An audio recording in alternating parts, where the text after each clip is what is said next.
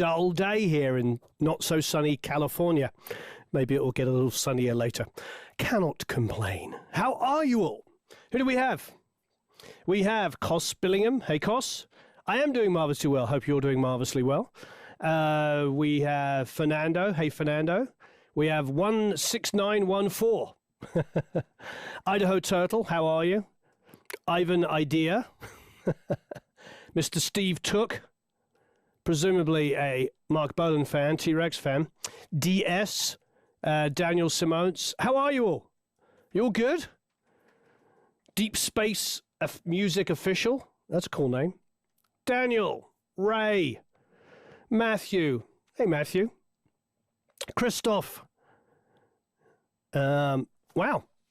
So what we're going to do today is we're going to mix a track from scratch. This is a track I actually mixed in a hybrid fashion through the console. So I mixed it using, obviously, my DAW, but output through the SSL. So there's a couple of things that are going to be interesting about this. Number one, I'm going to reference initially my hybrid mix, and then mixing in the box. I'm going to want to beat it. Let's beat the hybrid mix going through all the expensive gear. A couple of other nice things are I've put some new speakers up. Do you see them? Those are some Genelecs. They're the 8351Bs. So I'll move between headphones and speakers. So you'll probably see me coming over here like this. Hello, everybody. And we'll do a bit of mixing on headphones and mixing on the new speakers. I'll probably be predominantly on the headphones because, of course, I want to be able to communicate with you, lovely people. But I thought I would also mix using the speakers. So, because they're new and lovely and, yeah, new Genelecs. I'm rather excited. We did our first on Friday. We had to mix a song. We had to mix one song, which was like an instrumental blues song. Well, it wasn't blues. It was more like a Chet Atkins style track. So we mixed that, and then we recalled a mix by Chloe. So we did two songs on it on Friday. So, yeah, I will say, you know, because we got the sub with it as well, it's really nice hearing such full range system. Now, don't get me wrong, 1032s I've been using for years and love, so this is quite lovely.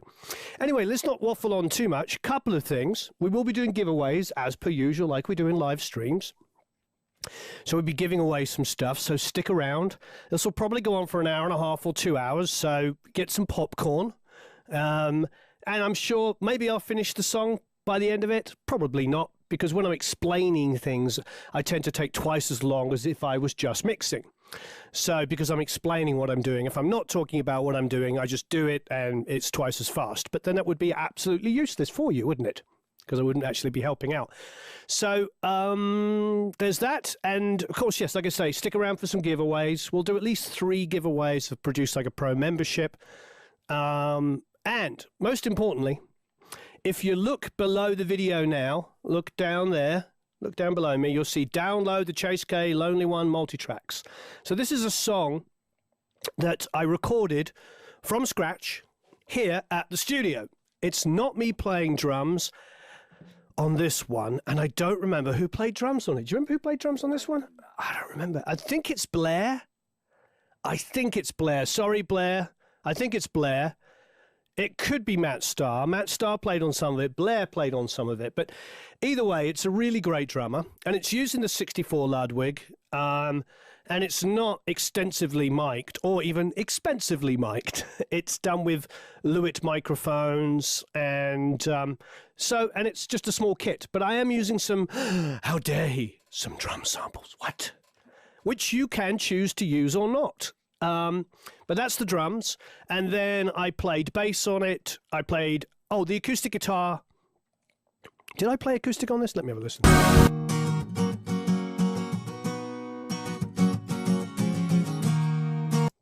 Sounds like me playing.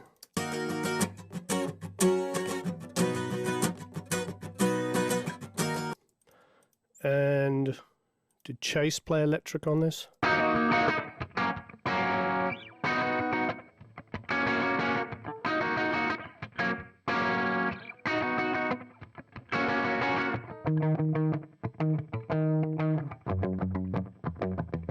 It sounds like me playing as well. What he might have done, he may have played a scratch acoustic and sung it. So the way I would produce Chase is he's a great singer-songwriter. He was only in his early 20s now. He's probably like 18 or 19 when we did this. I think it's about 4 or 5 years ago. And what he would do is he would come in and he would play acoustic guitar and sing and frankly leave. And then I would do some overdubs. Sometimes he would stay for some of the overdubs for a while, but usually he was super busy on stuff and he would leave. He was actually studying at the time at USC doing the music business program. So often he would leave and then I would send him stuff and we'd take it from there. And it usually was you could usually track the song in a day, so this was like a day's production. And do we have harmonies? Is that him singing? This is fun going back to this song. I don't want to be the lonely one. I don't want to be the lonely one. Who's singing harmonies, Eric? Ooh,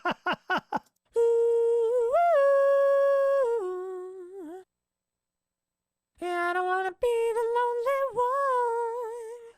I don't remember that. I do not remember that. I don't remember that. I don't remember if that's actually a harmony or whether we maybe manipulated it. But it doesn't look like it's manipulated. It looks like it is a harmony. But I don't remember who it was. Wow. So there you go. Got a question for you. Have you used the studio with Allen & Heath Live Mixer? Not an Allen & Heath Live Mixer, but I've used Allen & Heath mixers, and they're great.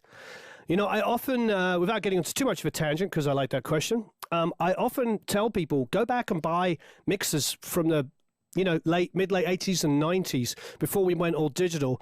Things that used to cost $5,000 or $10,000, like you say, you can get for a couple of $100. And if you want to get a cheap, easy way of taking multiple inputs and then summing them down to 1 or 2, you can't get cheaper and easier and better sounding than some of that technology.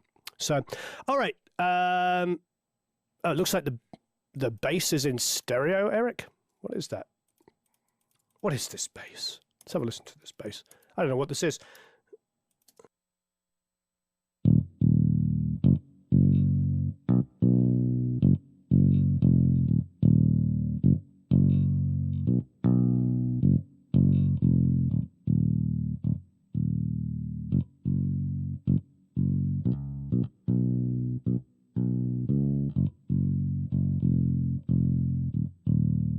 I don't remember this bass. This is going to be a real interesting, and I actually have no idea what that is. That might actually be one of those keyboard emulation basses. I don't remember. So this makes it all the more exciting for mixing. All right, so what do we do? What I do is I'll start off by just, listening to the tracks. But why don't we listen to the original mix that was done on, this was done on a console. So let's check it out. I don't know how loud it is. Hopefully it won't blow our heads off. Oh, it's okay. All right.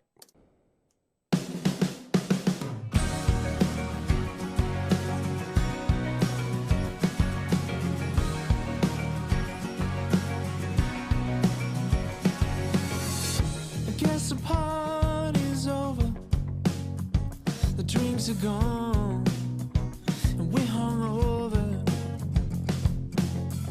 It doesn't seem as fun now.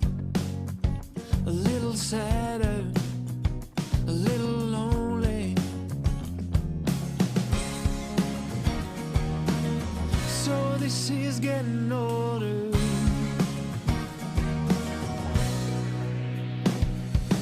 I don't wanna be the lonely one. I don't wanna be the lonely one. Ooh. I don't wanna be the lonely one.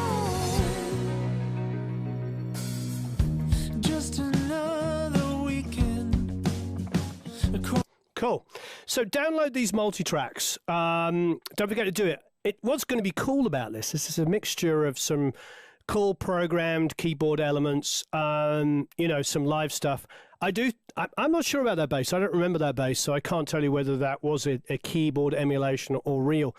But either way, we will treat it like a real bass regardless. And yeah, so this is going to be a fun one because, like I said, it's a blend of some modern stuff and some traditional recorded instruments as well.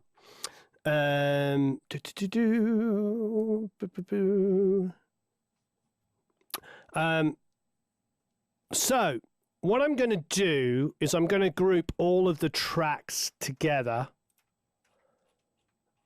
just for a second. So I'm just going to call this all tracks. You might say, why am I doing that? Oh, what an interesting view. Okay, I'm going to do that. And the reason I'm going to do that is I'm just going to turn them down. Because now I want to listen to everything together, and I'm going to do a live quick balance on everything. So this is a big part of my process. I just want to come in and just play the tracks down and start balancing and panning stuff around. Now, a lot of it's going to be really, really simple. And I might do a little bit of kind of tweaking of things and then stop and explain it afterwards. So let's get rid of that. Also, I'm going to create groups. So I might actually do that. Let's not do it yet. Okay. So, all right. So now this is everything, all at, not zero brought down, but all the tracks playing at once.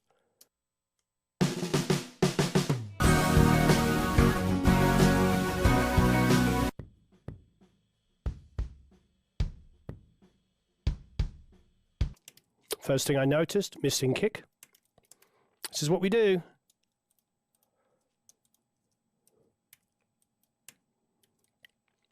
So here's all my kick samples. You can't get it past me. So I'm going to make that as a group. So I'm going to call this kick samples. Good management of your stuff is really, really effective and really super important. So, okay. All right.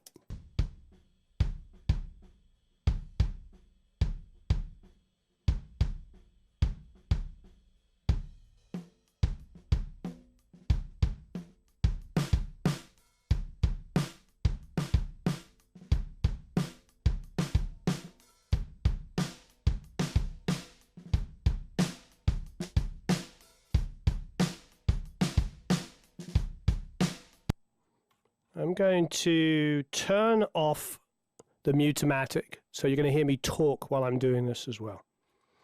Okay, so what I've decided to do is just quickly do a balance of the drums. So this is with no compression, no EQ, just balancing out the elements I have. So I put this rack tom over about 20%, so it's just to the right-hand side. I personally do it from audience perspective, but you can, of course, do it from drummer perspective if that's what you want.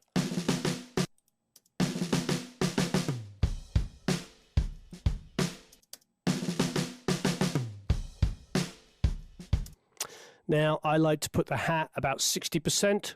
I don't go full right, but about 60%, 50, 60. It's up to you. Again, to the right-hand side of the snare. Again, I'm doing it on audience perspective. If you want to do it from drummer's perspective, that's perfectly fine.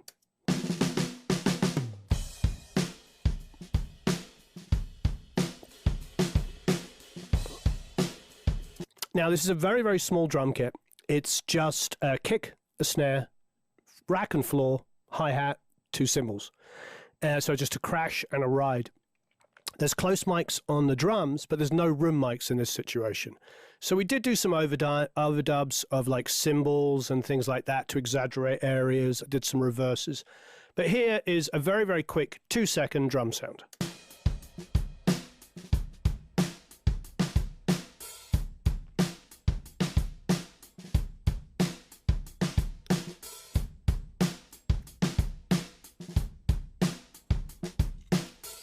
Cool. So we'll ignore all of those reverse cymbals and cymbal crashes at the moment because we can't balance them because we don't know how effective they're going to be, do we? Because they're for sections. They're like reverses coming up, announcing a section, and a crash to go, here it is, everybody. So let's just throw in the bass.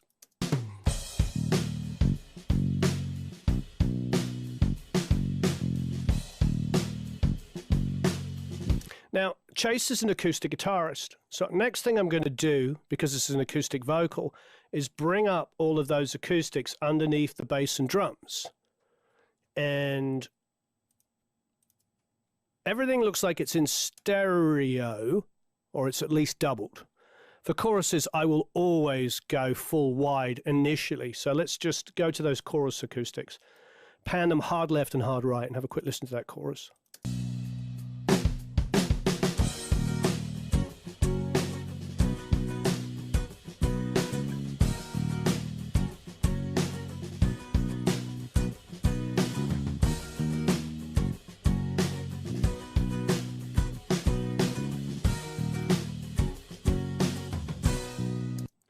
Good place to start.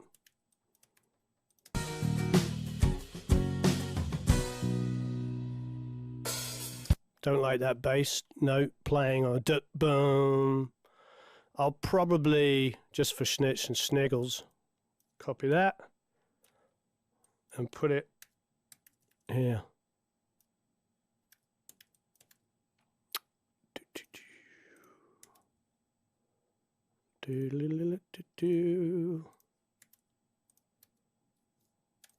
So what I just did is I knocked back that bass note. So now I've got, hey, because it went bum, but the rest of the band went crang. So this is just what you do. A little bit of mixing is also a bit of fixing. Okay. Interesting, I didn't notice that when I originally tracked it. Deary me. Okay, so it looks like the acoustics, there's a left and right. So for the intro, we'll go hard left and hard right.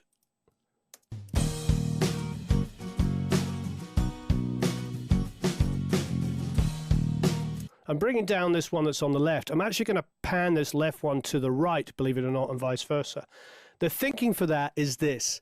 It looks like we've got a guitar here which is going to play in the verses, an acoustic's playing in the verses. I don't want that to be on the same side as the hi-hat, do I? If there's only going to be a drummer playing hat and then an acoustic kind of rolling along, get that out off of the hi-hat and make it just, you know, move along.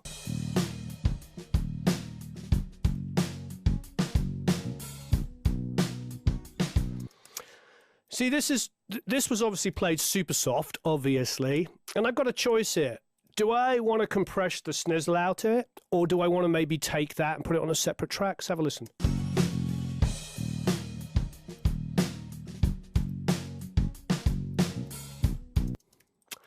You see, let's go on the outside. This is what I'm tempted to do, to be quite honest. It depends on your DAW, but in Pro Tools or whatever DAW you've got, I'm just going to do this. So I'm going to take this section and I'm going to clip gain it up, because it's just going to be too much. Or it's either that or I have to put it on a separate track, which I could do as well. But it seems silly to me to compress the whole track just to bring up that section. So this is just smart mixing.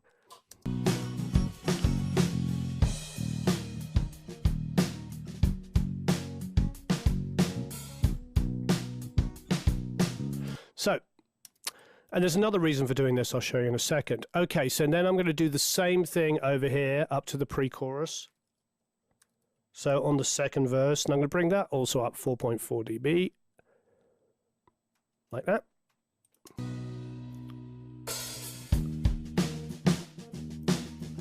What's interesting about it is the one below actually doesn't need to be brought up, so it was probably just that recording. Now, also, this, because it's the only acoustic guitar on the first verse and the main thing driving along opposite the hi-hat, I'm actually going to bring the pan in. So what I'm doing is I'm taking this acoustic guitar and I'm going to bring it to about 50 or 60%. So, you know, somewhere roughly around that area. So it bounces out the hi-hat. So now the hi-hat is over here and the acoustic's on the other side.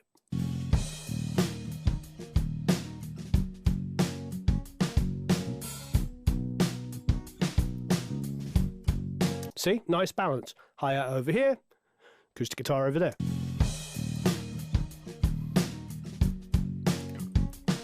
Now, with the second verse, we probably don't have to do that because, of course, the second verse, there's balance. There's a hard pan left and right. Now, the question is, do we want to keep it hard left or right? Do we want to maybe bring them in a little bit so that when the chorus comes in, there's more drama? Let's have a listen.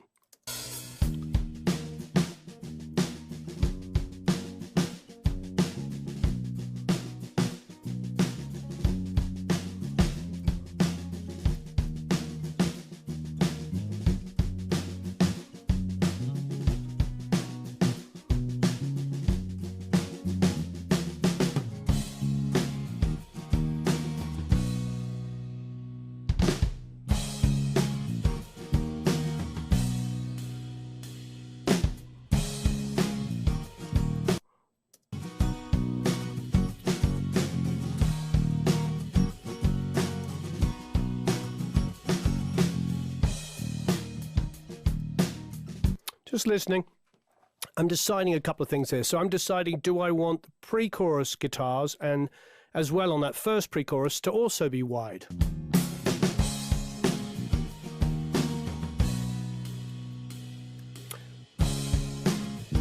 And I've just decided I'm not going to make that decision at the moment. Let's see what other overdubs there are. Again, we'll ignore all of the cymbals. That's all here. These are all overdubs. But we'll go to this main electric part now is driving the song along with the acoustics. So let's check those out. Because it's stereo, I'm going to make an assumption. I'm going to pan them left and right initially, and I'll drop them in.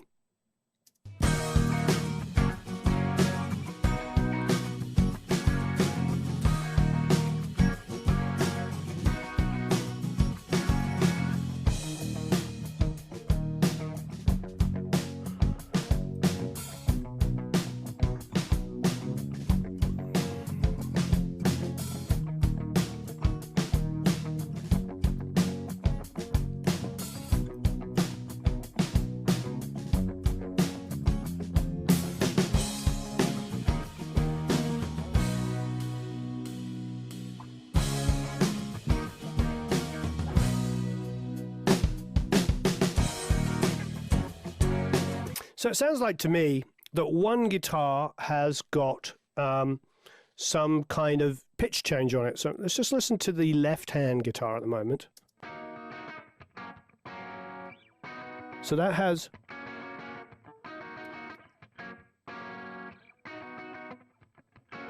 like a slap delay on it. And then this other one here, you can hear this one.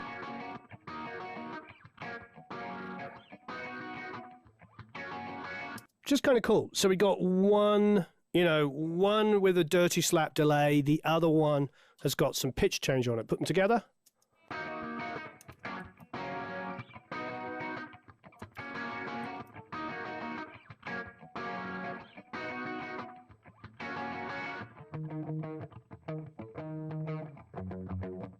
It's cool. It gives it some good width. I'm enjoying it. I'm not going to do much else to them at the moment because there's a lot of other things to put into the mix. This is like what we were talking about in a video last week. I think it was last week, Monday. The static mix. This is our static mix. So we're just getting balances going here. So why don't we now go over and check out the chorus guitars. I'm going to leave the keys to the end. I'm going to think about them as a separate entity. There's no real major reason why. I'm just getting all the guitars done while I'm in guitar mode. So I've got stereo chorus guitars here. I've also got, Andy Allen's watching us live. Hey, Andy Allen from Audient. Hey, he just texted me. There's going to be a 20-second delay, Andy, but in 20 seconds' time, you'll text me back, won't you, saying, hello, Warren. And we are actually working through the ID44. I can't pick it up, so I don't want to unplug it, but that's what we're mixing through. Audient ID44, everybody, is down there. And we've got our blue headphones on, but we will eventually check out on our really expensive Genelecs. But at the moment, we're keeping everything very, very affordable. Yeah, Audient ID44 blue headphones. Okay, so I'm going to take my... You know it's live when you can talk to people live like that.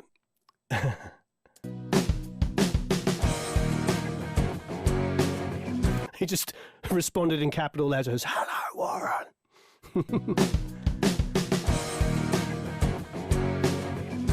Okay, so I like that. And if you want to do this mix and make it a bit more rock, you could emphasize on those. But I'm going to bring them down. They're just there for energy. So again, this is our static mix. This is our no automation. I mean, look, I did automate that acoustic guitar part, but I didn't. I just gained it up because it was too wimpy. Okay, so here's the acoustics in. Sorry, the electrics that distorted that. I'm going to tuck them down even more. And let's create a group. Now, as you know, the DIs are in there. We might have some fun with those DIs. You know, the kind of twisted, weird things I like to do with DIs, and change the pitch of them and put reverbs on them and then put them over the dirty sounds, and or use them for the dirty, and you know, all kinds of silliness. But we'll just make that one group. So I'm just going to call this chorus guitars GTR.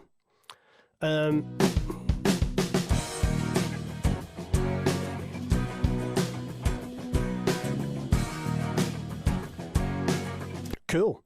I think we run out of guitars. I think we've done all the guitars. Now it gets nuts. Now it gets absolutely nuts. Now, just for Schnitz and Schneggles, let's throw in Chase's lead vocal before we get too carried away.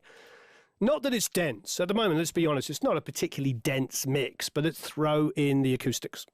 I mean, throw in the vocal.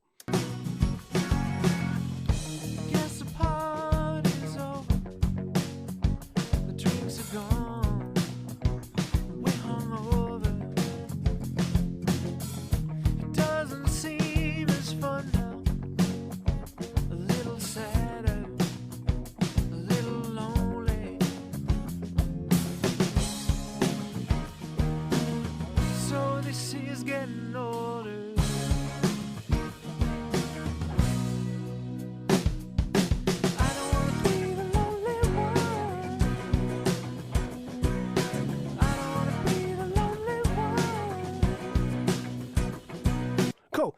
Now, obviously, the vocal feels like it needs some automation, needs a little bit of compression just to even things out, could be a little bit brighter, all those things. I'm sure you can all hear that. But this is, once again, our static mix. Now, there's a bunch of vocal effects that I printed. So when you download the tracks, don't forget to download the multi-tracks down below.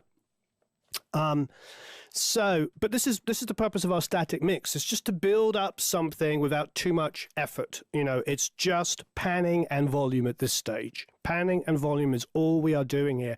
We want to get into the mix. We want to discover the song. And it just takes a few minutes. Again, like I've been saying right at the beginning, if I wasn't explaining it by talking about it, this would be about 15 minutes work. But it's okay. That's the purpose of, of learning together and teaching each other. Okay, so here's all the synths. Again, I'm still going to ignore all of the reverse cymbals and all that schnizzle. We don't have to worry about that yet for the drama, but there's quite a lot of stuff. Now, there is a main piano part here. So why don't we, before we get into the synths, pull up the piano part and drop that in against our newly static mix, including, of course, the lead vocal.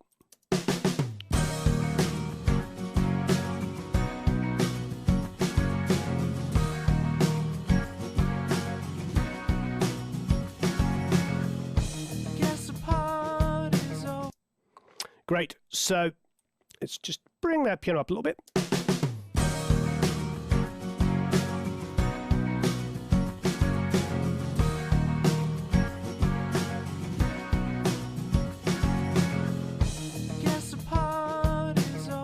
Cool.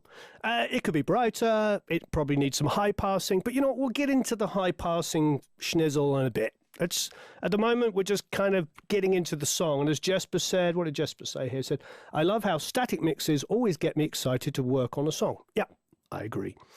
Okay, what else do we have that plays a lot? Oh, right. So we have an ARP, we have a hard pad, we have a gated pad, we have a gated pan too. That probably means pad. You know what? I'm going to, because we know every track here is playing, I'm going to actually turn all those off, and I'm going to audition solo these parts. Oh, I like that. That's an ARP.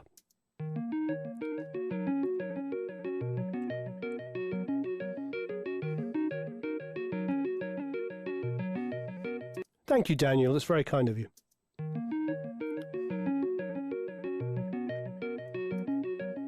Chase and I actually did write a song for a cartoon, strangely enough.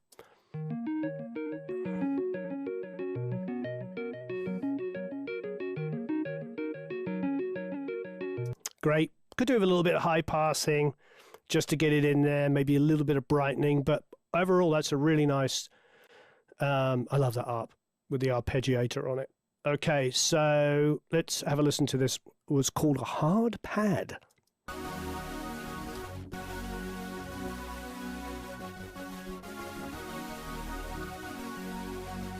We need a it's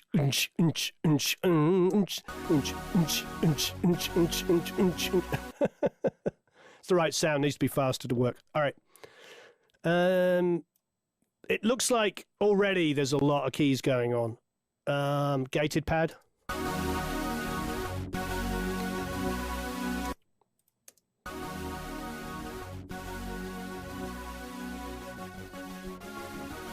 I like that. Next one.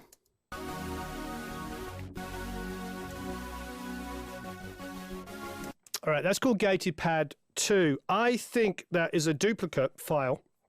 For those of you who are downloading this, this is a duplicate file, and it probably was there for effects. I don't remember what I did on the original mix. I would have to recall the console and go back to the original one, but I probably put some kind of reverberation on it. So I'm actually going to mute this one and take it up here.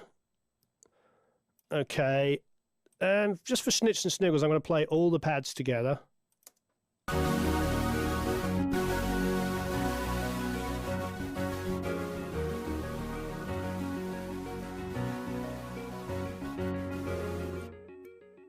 I love that arpeggiated ARP. Arpeggiated ARP.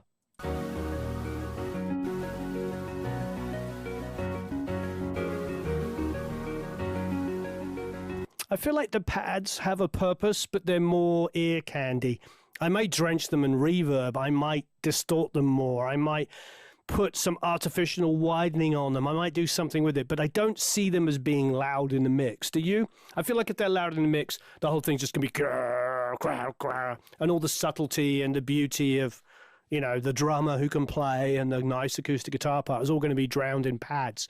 But they could be a nice way of just adding some energy. But I think that the arpeggiation, you know, on the ARP arpeggio plus the piano are really kind of beautiful.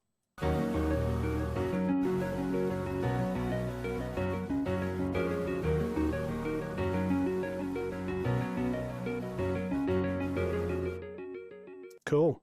Okay, so that's our quick rough static mix of that. So let's drop that back into all of our everything we've done thus far up until that point.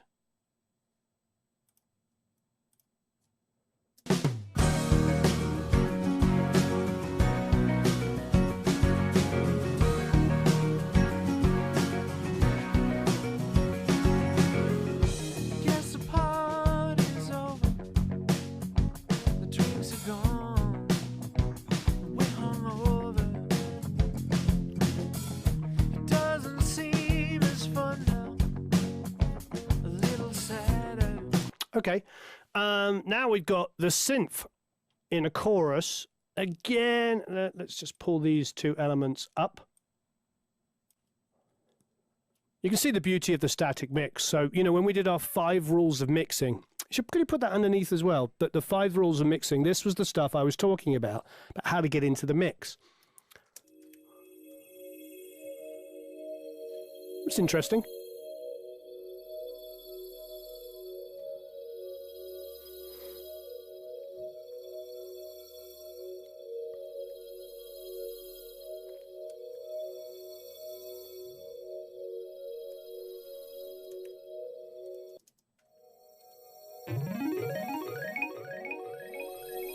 I love that synth.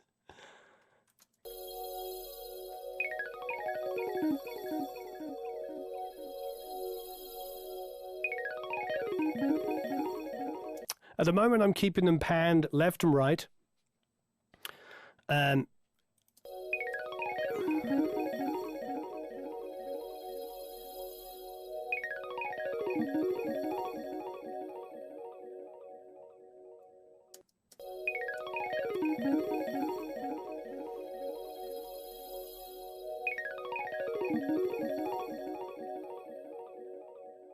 Fantastic.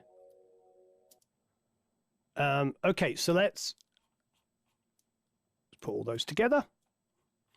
And I want to go to the end when all that's going.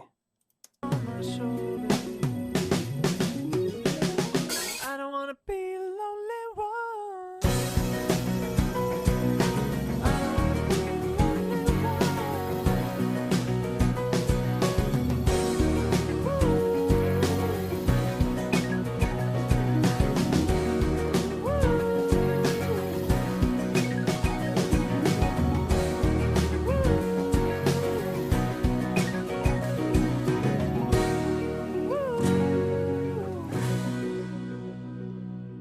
Great.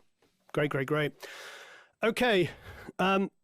So there you go. There's the basic balancing done on everything except for backgrounds. So the backgrounds, it looks like, are only in the choruses. Now, if we want to go full-blown 90s R&B, you do hard pan left and right, which might work at the end there where a second set comes in. But I don't think we're going to go full-blown. Well, let's see. What I'll do is I'll take the first harmony and I'll put it, 50% left or 50% left and right around the lead vocal. Let's just drop that in and see how it sounds.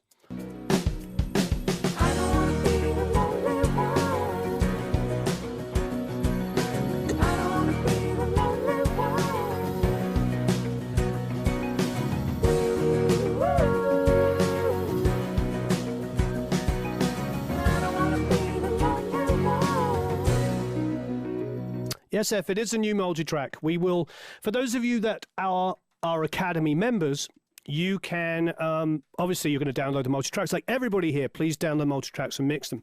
But for the Academy members, of course, this will go into our, multi-tracks that we're going to do mix critiques on. So please mix the song. I love doing these. Okay. So let's just make that the first. So we'll call that, I don't know why it's labeled harmony 1, 2, 3, 4, because it's actually harmony 1 and 2 are the same harmony. So we'll just call it BV1. And then the second one, which comes in on the end here, will be our BV2. I don't know if it goes above. If it does go above, I might pan it a little tiny bit wider. So if we're like 40-40, let's go, like 60-60-ish. Doodle-doodle-doodle.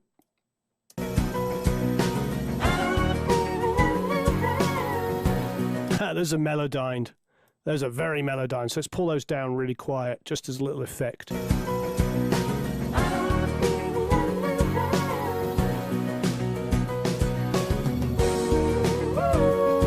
Hey, Vitesi's here. Hey, Vitesi, how are you? So it was Vitesi's birthday yesterday. So please, everybody, wish him a happy birthday. Happy birthday. I hope you had a wonderful day, my friend. We love Vitesi. He does some really, really cool reviews. And also, what I love about Vitesi is he's got I don't know. I understand him because he loves plugins, but he also likes hardware. So he likes a bit of it all. He likes the modern technology with the classics and blends it all together, which to me is like a win-win, isn't it? And, so say happy birthday, Vitesi. So, Vitesi, what we've done so far, and for anybody that's just tuning in, is this is a static mix. There's been no EQ, no compression. We're just balancing and panning. You're very welcome, my friend. Just balancing and panning. So we've got, and these backgrounds are actually, we discovered they're melodined, especially the high ones. So, yeah, let's just say, they're a little, how can I put it? A little artificial, but, they're quite high. So I'm not going to solo them and embarrass poor old Chase, but I am going to tuck them in there. I'm sure you all follow Vitesi Audio anyway, but if you don't, go and follow him. He's pretty awesome. And we sometimes do the same reviews. He reviews like everything. So you go to his channel, if there's a new plugin out, he will review it. I don't get to review all of them because we're doing so many different things, but he reviews like everything new. And so when I want to know about what's up and coming, he's already reviewed it usually. And we have a similar review style, which is kind of open it up and start tweaking with it rather than reading a manual for 4 weeks, which I also appreciate. Because who actually reads the manual? You know, we just kind of open it up, don't you? And you play with it. All right, so here is Chase's Melodyne High BVs tucked in.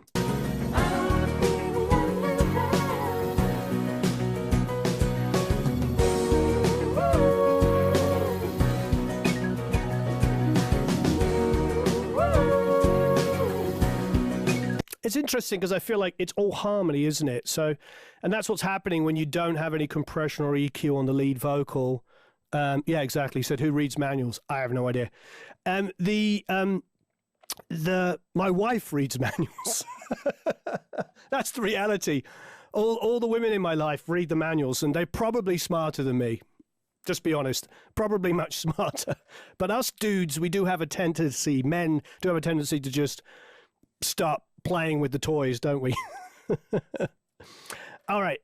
So I'm actually going to bring the main harmony down a little bit as well. And I'm just going to make the lead come up a bit and just see if I can get the blend without before we get into compression. I don't wanna be the lonely one. I don't wanna be the lonely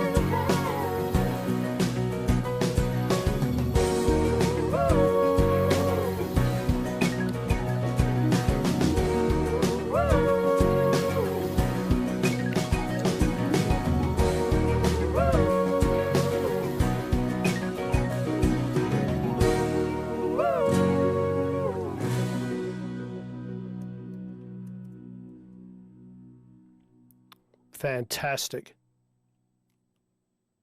All right.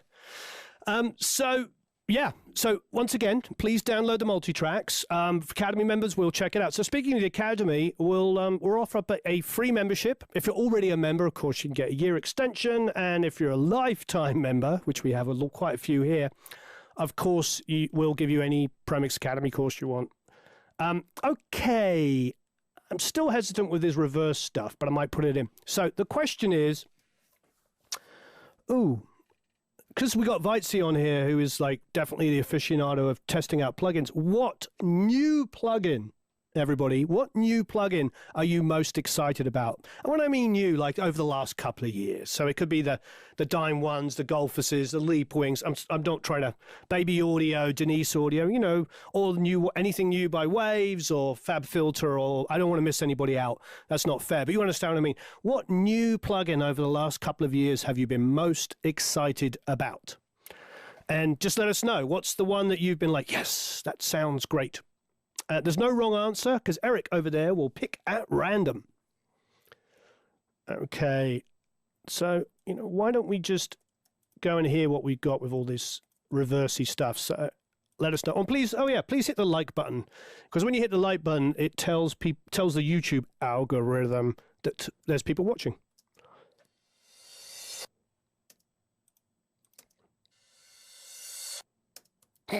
It's like almost an identical symbol. Why have one stereo when you can have a mono and a stereo?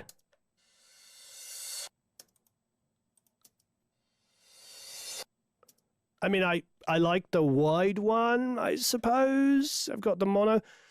We'll leave them all in for a second, but it's pretty humorous that I did that. That I don't remember doing it, that I basically got the same cymbal sounds. Now, with the crashes, these are on the downbeats of the choruses. Jesus, Mary and Joseph, I'll bring that down. Hopefully nobody had that at 120 dB. But anyway, it looks like there's some flanging on it. Sorry, some phasing on it. Kind of cool. What's the bottom one here? I'm going to bring this one down after the...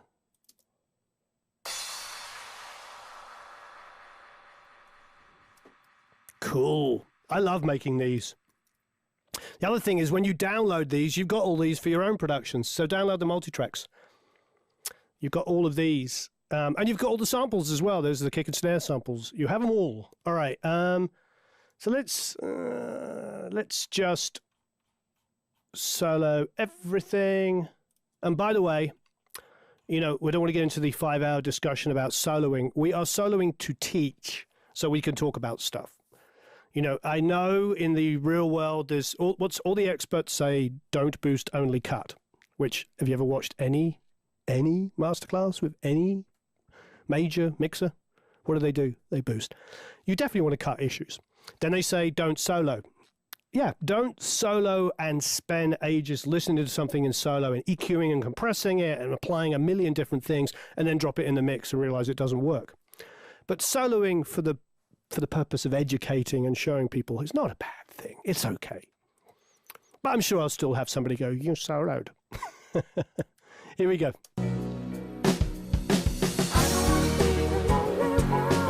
And I'll bring those down a bit more. They are a little loud and annoying.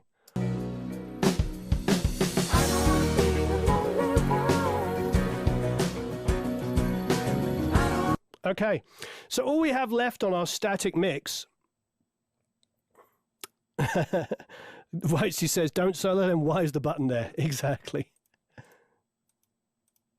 No, I think what gets lost in translation is like you don't solo and obsess about something and make decisions based on what it sounds like in solo, which is totally logical. Totally logical. Okay, so the H3000, for those of you that don't remember, is actually literally my H3000, which I don't know if is in the shot because some ad's playing. What's going on with my thing? No, it's not in the shot, sorry. But there is over there a Eventide H3000. We also have an what is it, 9000 or 7000? I can't remember now. And anyway, and so what we do on this is a vocal thickening trick is we just detune left and right, 3 different ways. So soloed, it's pretty horrific, talking of soloing. I guess the party's over. The drinks are gone. And we're hungover. So pretty horrific, but at the right volume, i.e. incredibly quiet, like you should not listen to this loud, drop it beneath the lead vocal and it will push the lead vocal forward. I guess the party's over. The drinks are gone. And we're hungover. It doesn't seem as fun now. It just gives it a little tiny bit of separation. And I'm sure it's all totally wrong and phasing and smishing and smashing and all that stuff. However, used lightly, it's a really nice trick, but I do not use it loud. Okay, and then what I also did for you lovely people is I printed the reverbs that we were using on the hybrid mix.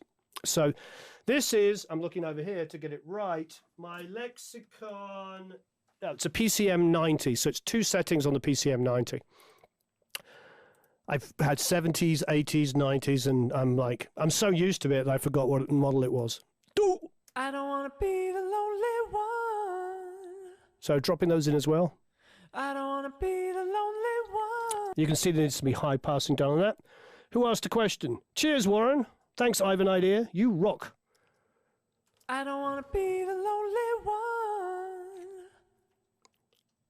I don't want to be the lonely one. All right, just for schnitz and sniggles, why don't we just listen to all of these things together? I'm going to turn on the Mutamatic back now so you're not hearing me talking while it. And let's just sort of listen to intro, first verse, pre-chorus, and chorus. Oh yeah, whoever won, email Eric so you can win.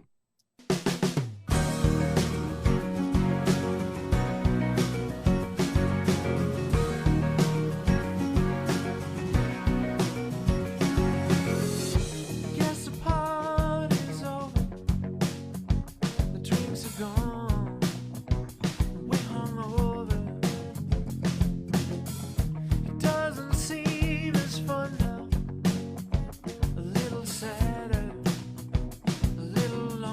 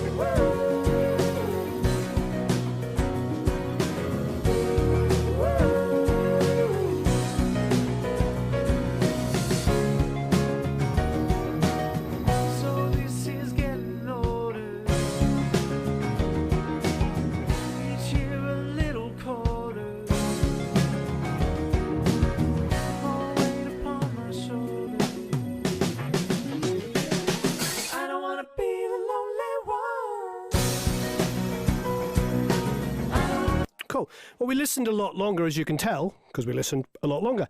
Couple of things that it taught me were our static mix is a good place to start. I think we've got, hey, Carsten, we've got to a really good place. I cranked the floor tom a little bit. So if we listen to those drums, like, let's go and put all those drums together. So now I've got, here's just the drums. They are now grouped together.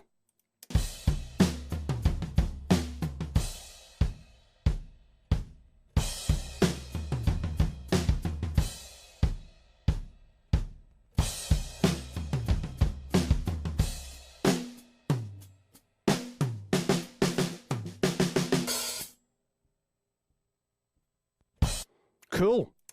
So the purpose of the static mix is to get a rough feel of the drums, feel of everything working together so that we've got a place to work from. And if you do this with a static mix, especially as a beginner, because a lot of this applies to, you know, when you're first starting out, is like you're trying to learn from your tracks, trying to learn what to do. There's so many techniques that I can launch into really quickly. But I'm not going to do that here because, well, I haven't, because I want us to get into the song and realize what needs to be done. Now, what have we learned? I think we've learned that, you know, the drums with a couple of samples that are supplied with a good balance are actually pretty good. I mean, have a listen again.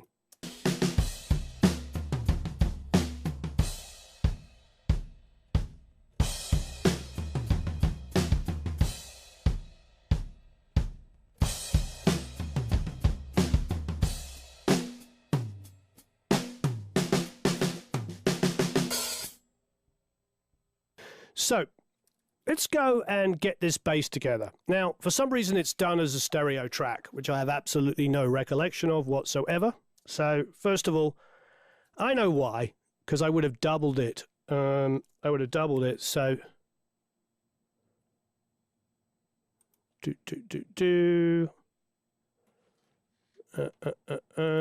let us separate those two out. So I'm separating them out on purpose. I think that's what happened is I separated it out, and then when Eric created this, he made it a stereo track, because what I would have done is taken the top and the bottom separately. That's why we're hearing a stereo. So let's just hide and make the stereo track inactive, because we don't need it. And then we'll do what I've been doing for years and been teaching now for 6 years. First of all, we can obviously group these. So now this is just bass. But it's just the DI. There's a, like, why don't we just nudge that downbeat back, just for the heck of it. There you go. Put that mono.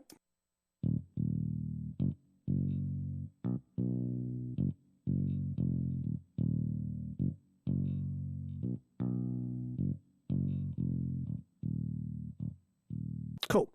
So that's is basically just a double of our DI. That's why we ended up with a stereo track. It should have been 2 monos, but it's fine. So what I always do with this, and we'll show you again, is we just take, because I feel like the bass needs to be more even before we do anything. So I'm just going to focus in on this. So let's just take an REQ2, any EQ you want. Stock is perfectly fine. I just treat this plugin as a stock plugin, quite frankly. You know what? Schnizzle. I'm actually going to go to a 4. Okay, so let's go here. I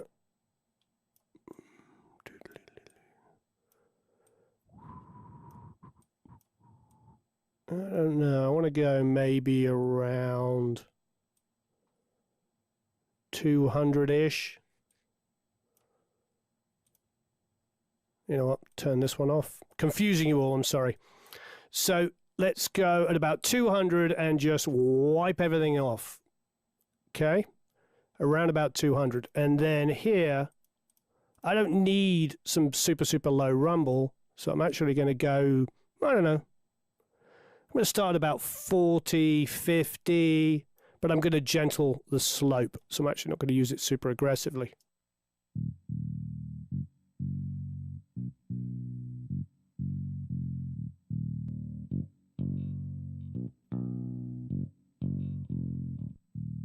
What's interesting about this is it's all just kind of very middly. So there's a part of me that just wants to duplicate this.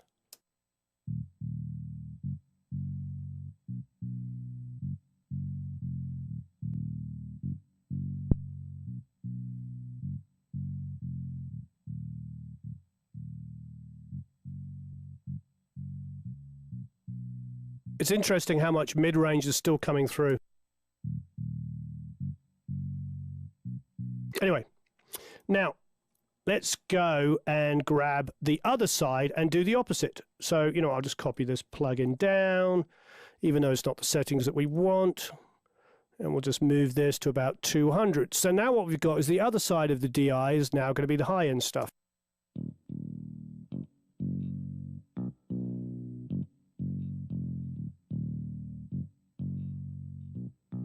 Play with fingers. It's a little mid-rangey, funky. That's okay, but I want more low end out of it. So I'm just going to rebalance those two elements. Okay, now let's take our low end and just apply a little bit of extra compression to that. You can use stock compression.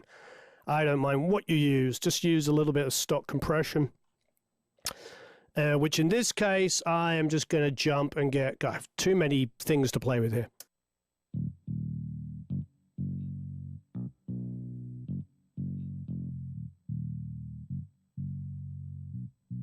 Yep, just something stock. Put that on a high end for schnitz and sniggles.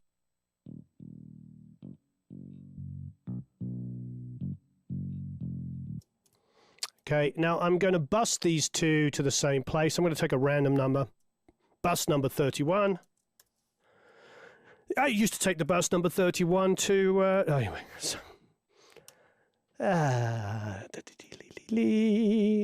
So 31. We'll call this bass bass sub. So it's my bass sub. Because it's a very mid-rangey bass sound, I doubled up the EQ here, the high and low passing.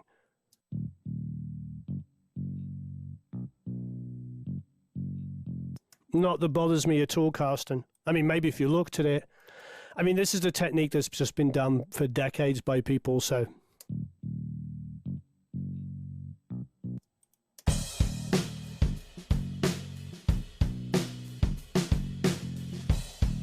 So... I think one of the first things I'm going to do is just control. I'm going to put an overall EQ on those two elements that are summed together.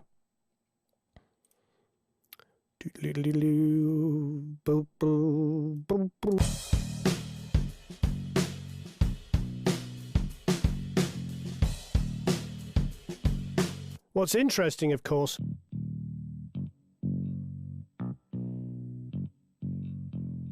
it's just so mid-rangey. There's nothing of any personality up there. So why don't we just try and do that on our other one here? So we'll just... So we're just adding some finger noise, anything to make it sound less mid-rangey to our second half.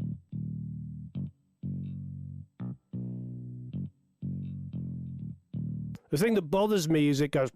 It's too mid-rangey, so I'm actually going to stick an R bass next. And the reason why I like to EQ going into the R bass is I want to control the boost that it does, because the boost on this is like it pulls up the 40 as well as the 80.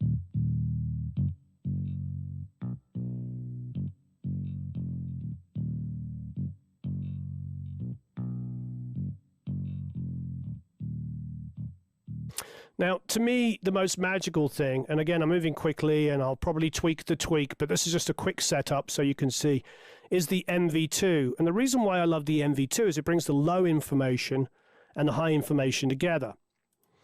So I can go to low end here.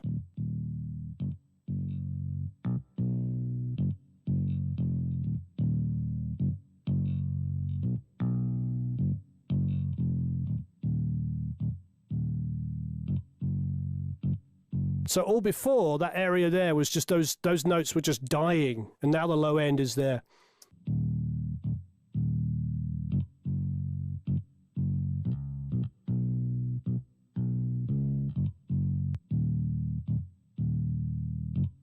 Then I'm going to push the R bass into it harder. Have I ever layered a electric bass with a digital MIDI bass? Oh, tons of times, tons and tons of times. It's really great. The MV2 is just a great plugin. It really is. So please hit the like button. We'll do another competition in a minute so we can give away a year's membership to the Academy.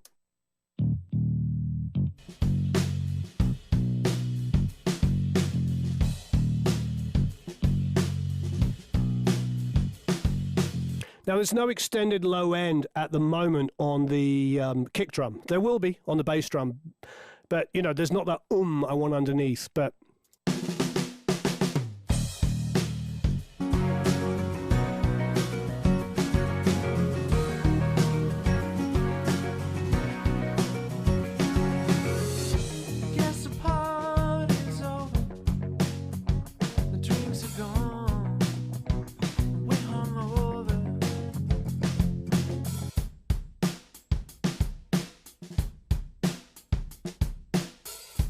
So I'm listening to the snare here for a second.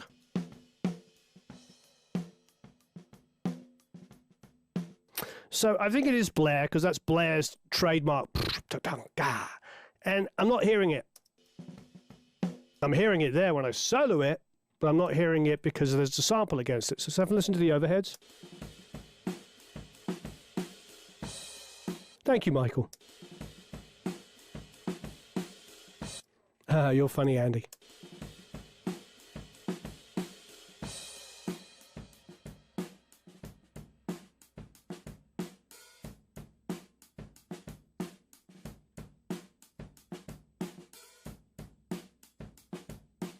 Now, on the console over here, you can't see it too easily, but there's a DBX parallel down there. And what that is, it's out of shot, it's actually the overheads. So I learned this from Jack. So what he does is he actually takes the overheads, which I'm going to do on this one. I don't normally do this, but I'm going to take the overheads and I'm going to smash them, compress them heavily. Now, I could do a couple of things. We could control the high end. We'll see what that does, but I'm going to do that. And I'm going to do it early on because I'm going to try different things to, and I'm just trying to think what compressor to use. I was thinking of something pretty stock. Let's go to what's Avid's own. So this is a stock compressor. Here you go. This is the one that comes free with your DAW.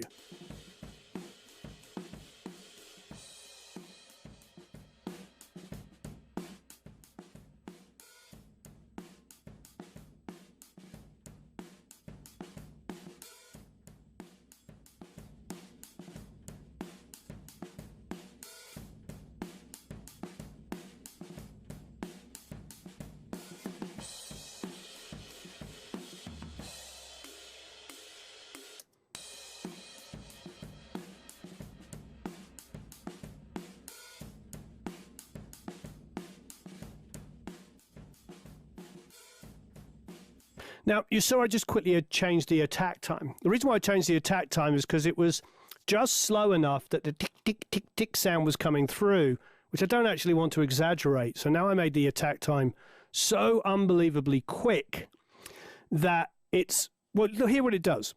So have a listen. I'm going to turn this track up louder than it needs to be so you can hear why I changed the attack.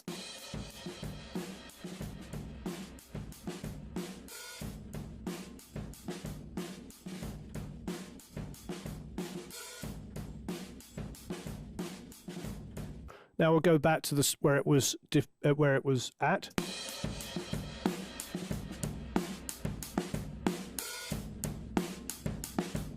So you hear that tick, tick, tick, tick, tick. Now we'll bring the attack super, super fast.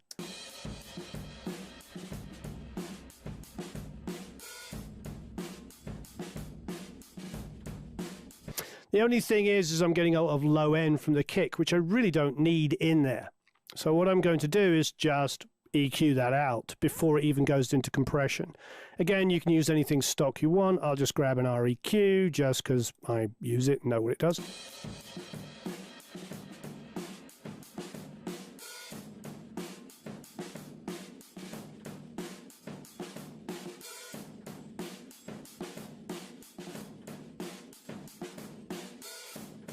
Very tempted to do the opposite.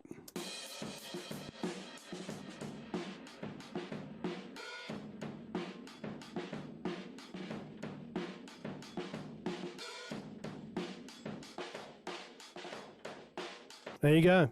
So now it's just...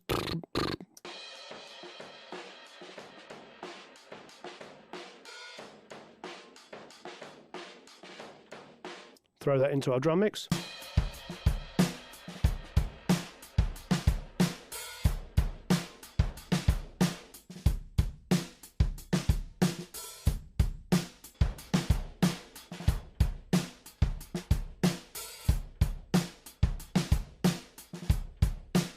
Okay, so I blended it down now.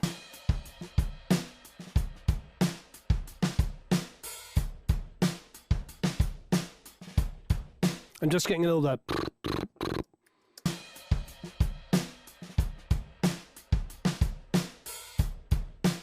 So that's just a thing I decided to do. Now, don't get me wrong, I don't do that on every mix. I was just thinking to myself, how can I bring out some of that little, you know, extra stuff? So it's just a decision we're making this time. It is not the only way to do this. We can actually parallel compress the live snare, so we might actually do that as well. And I'm sure the next time we pull up this mix, I might open it up and go, oh, I prefer the parallel snare compression that brings up the over the overheads. But I'm just making conscious decisions and finding issues. These are the issues I found by doing the static mix. We opened up the static mix, and I found that the problems I'm having are this. Okay, let's do another giveaway. We did the what do we think is the newest favorite plugin? It's you know, I've asked this one 100 times before, but I want to ask it again. What medium do you record on? This is something I've asked a lot, but I'm always interested to see what everybody uses. What DAW do you use? So, and if you don't use a DAW and you're recording on a Tascam 4-track, a Fostex, you're doing memo recordings, whatever it is, just let us know. What is it that you record on? How do you record?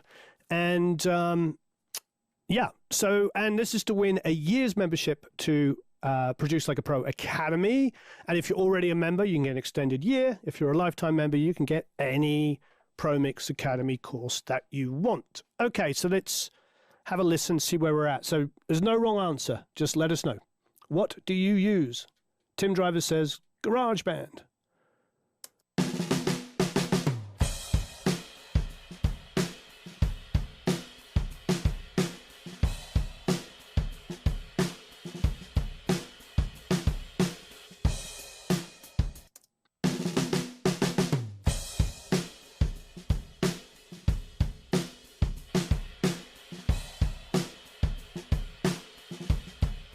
What's interesting is I don't like the mid-range that's being added during, you know, with that overhead trick during the intro. So what I'm actually going to do is I'm going to volume ride it down, see what happens.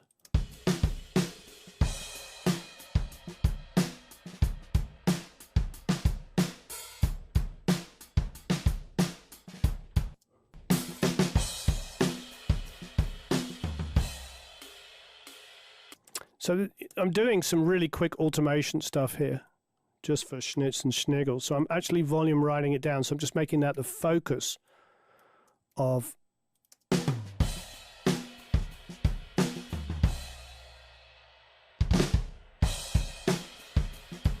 It does sound like Matt Starr playing. That's a much more Matt Starr way of playing a fill. The Praton is definitely a Matt Starr fill and not a Blair Sinter one.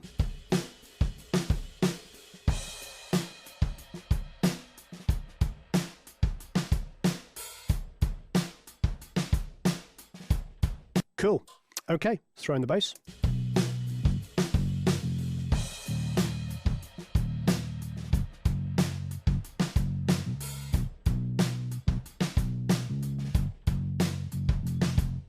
Oh, and please hit that like button if you haven't already. If you're not a subscriber, please subscribe. We'll do this one like once a week until we finish mixing the song, so you can watch it on there.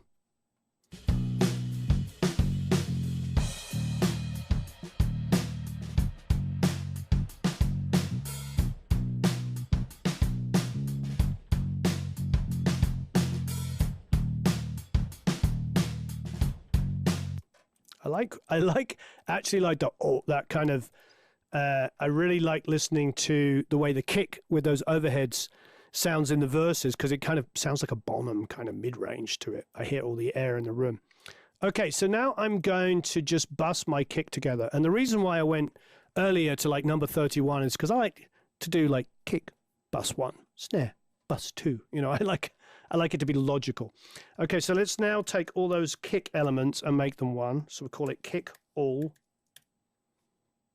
And have a listen.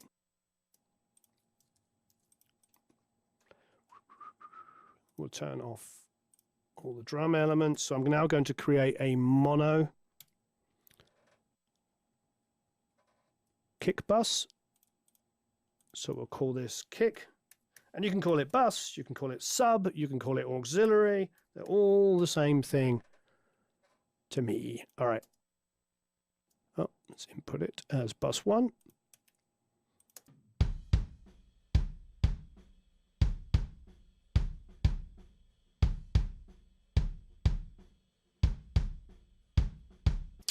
I mean, it sounds pretty darn good.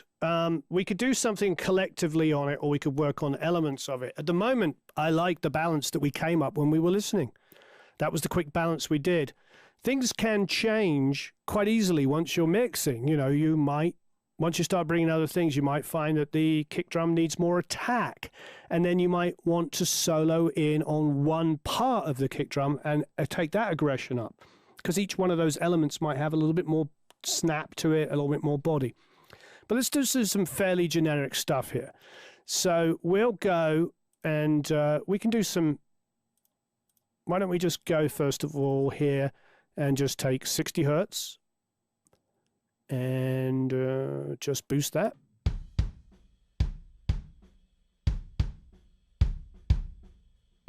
Now you can see we're using a very wide Q at the moment. So not only hey Sheila, not only are we boosting 60 hertz, we're also bringing up 20, 30, 40, and we're also bringing up 80 and 100.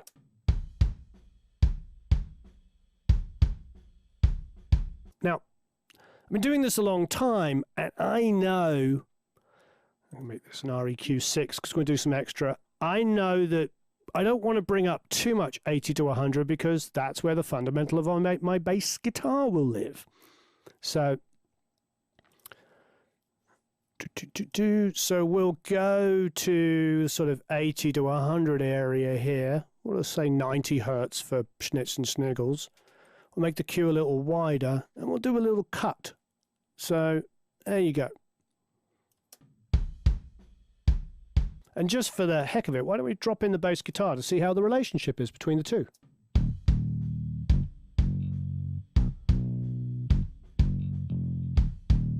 Now, because we are using some samples, and we did cheat with the sample, they're already fairly EQ'd, but there's always that 350, 400 area in the bass drum, the kick drum, which just gets a little ugly. So we'll pull out a little bit more of that and have a listen.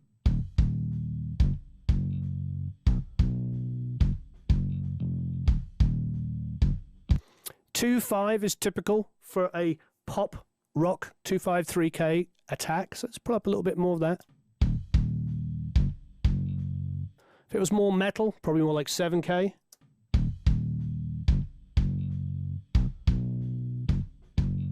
So I'll turn off the Mutamatic on the vocal and you can hear me tell you before and after and have a listen. So here's a before.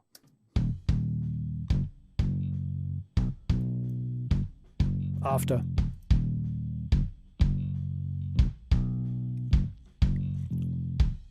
Now, there's a volume difference, obviously. It's got a little bit louder, but also there's a massive difference in the low end and the attack.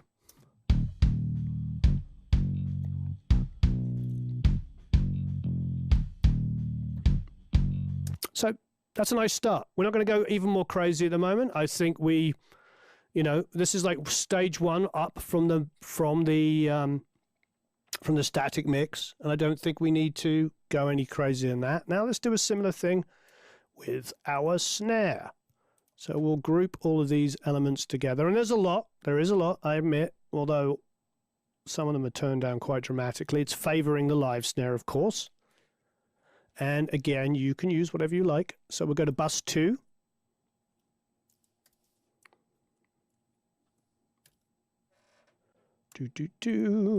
And so this is our snare.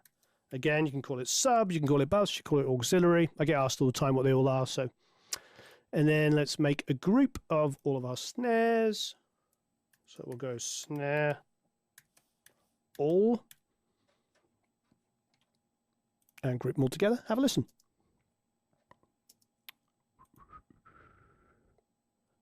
Ah, Warren, you're an idiot. You can tell I'm live because I just created a stereo, not a mono snare. So there you go. Now a mono snare group. Snare bus, I should say. Here we go.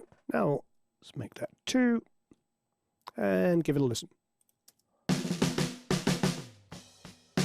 Such a young Americans, they were the young Americans.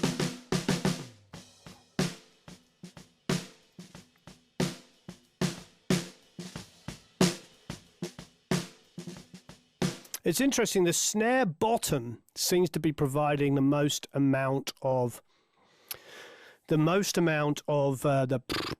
you know what I mean? So if I crank that for a second, have a listen.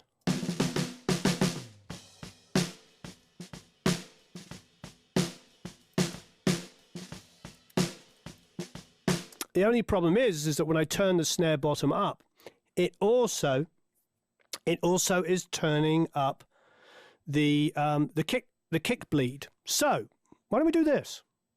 Why don't we take one of these like shorter kick samples that we made? I don't know, maybe this one. Which one? Which is the shorter one? That one there. And let's send from there. You're going to think I'm crazy. So we'll go to 33, a random bus. So we'll send. We'll make it pre-fade, meaning I don't have to solo that kick drum in order for it to send a signal. I can mute it. It will still send a signal. So now what I'm going to do is I'm going to go to the snare bottom and I'm going to grab a compressor and just grab a Renaissance compressor. You can grab whatever compressor you like. This just happens to be one I know and love. And now I'm going to key it from 33. So now what it's doing is it's going to compress every time the kick drum plays. So we'll take a couple of bars sequence like this, 2-bar sequence.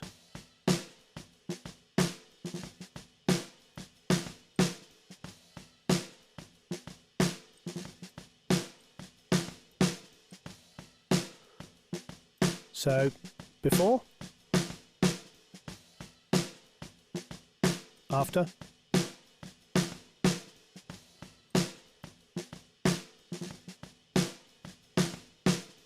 before,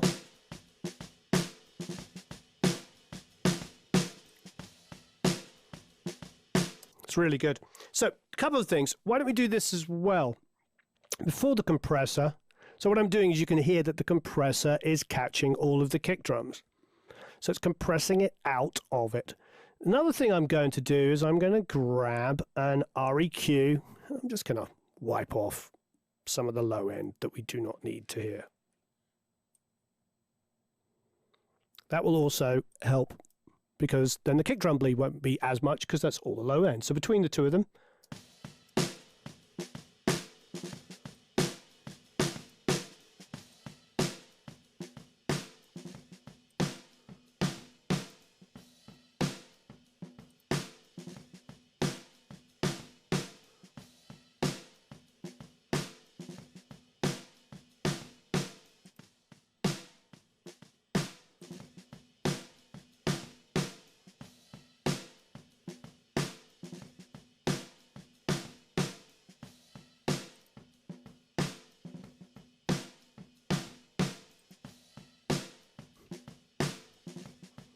Cool. So now you're hearing those grace notes so much more.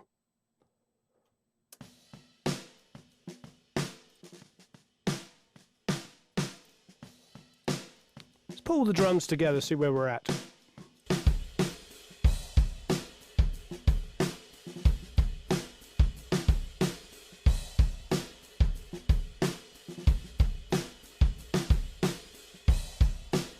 Throw in the bass.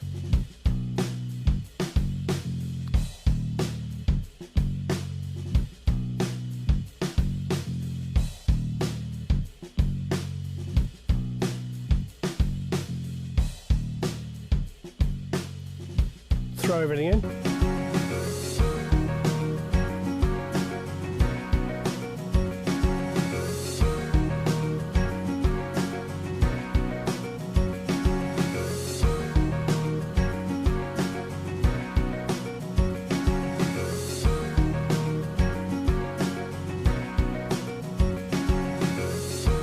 So look, as you can tell, we're not doing a huge amount, but what we are doing is making it so that we're just solving some problems. We didn't hear there was all these beautiful grace notes. I can't tell you how many mixes I've heard where I can tell that the drummer is playing grace notes, but they've all gone and it's just kick and snare.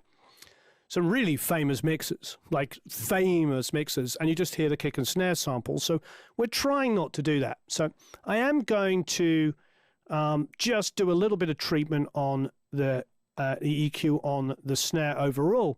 Now, typically, you know, you want to get some boom and fizz out of it. I would say most people would say that's a Pultec emulation to give you that. Like if this was, I was mixing this for Jack Douglas, he would be good at Pultec. And he wants to boost, you know, areas like, and there's lots of different Pultec EQs we could use. Let's think, what should we grab? Let's go down to IK, which is their one. I'm completely blanking. What was the name of theirs? Oh, the EQ. Oh, there it is. Okay, so here's IK's Pultec. Now, what Jack would do is he would actually boost at 100. Now, typically, you would think of a classic snare bottom as being like 220 on a Neve. That's what most people would do. Lots of people like Dave Jordan, when I was working with him, he would talk about Mutt Lang and say how you could hear the EQ points of the Neve on the AC/DC, and he'd always go 60, 110 on the bass, 220 on the snare drum. And I think all of that makes sense. You could do a mix using Neve EQs, go 60 hertz, kick drum, bass drum, 110 bass guitar, and 220 low end of the snare. And you'll get something which glues itself nicely together. It's a great tip. You want that kind of classic AC/DC sound. That's a really good starting point. But what Jack always would have me do is boost below the fundamental of the low end of the snare, which means sort of providing this nice curve down there. So he would go and get a Pultec and do this.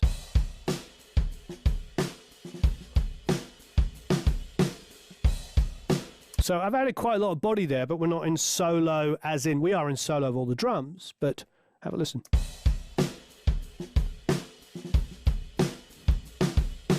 And then why don't we go for this 8K here and boost that.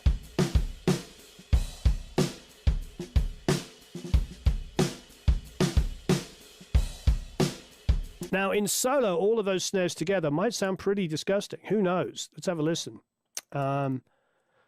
Let's turn off that. But we just did it as a group.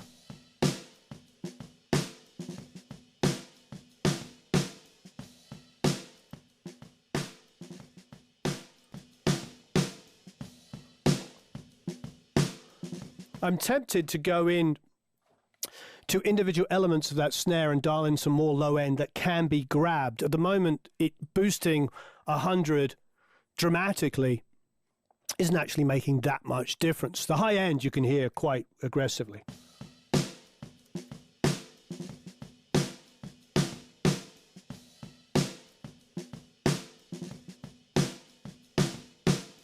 So just for snitch and sniggles, let's solo out some elements.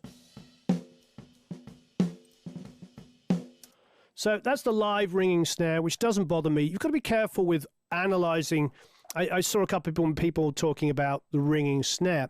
the thing is, the snare ring, it gets sucked up really easily by, you know, by the track. So if you spend too much time obsessing about it in solo, you might end up with a really boring sounding snare.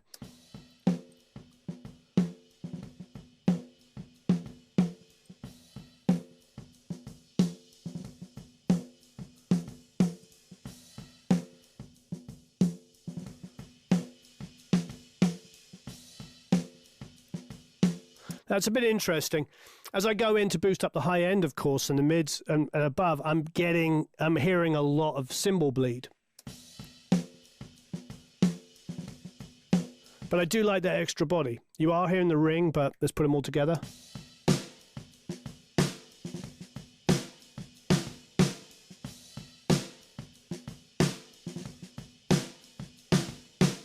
Let's listen to what this is. See, that's my D28. That's a jet snare. Okay, I put that same EQ on it. Let's have a listen to it now.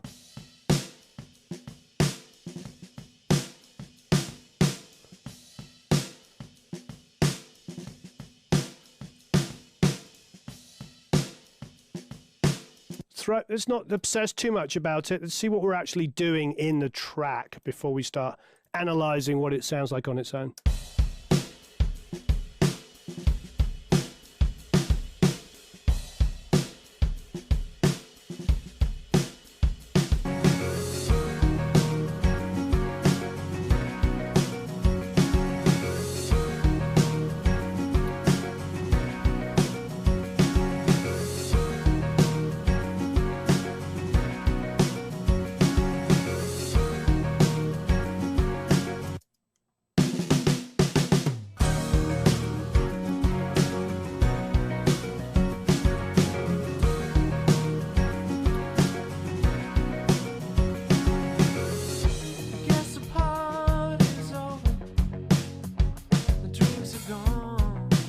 Okay, so now what's happened, as you can probably hear, is the snare. Remember, we haven't done any other EQ or compression or any other instruments, only a minor amount on the snare and the bass. Sorry, a minor amount on the drums and the bass. And all we're really doing is trying to get that balance between that kick and snare and make it feel natural. No reverbs, none of that has been added yet. The thing is with the snare is like the brightness, it makes it bite. But of course, it's starting to feel like a snare mix. And this is what happens, you know, as Jim Scott told me, when you spend too much on one instrument, suddenly like, listen, now the snare's the loudest thing in the mix.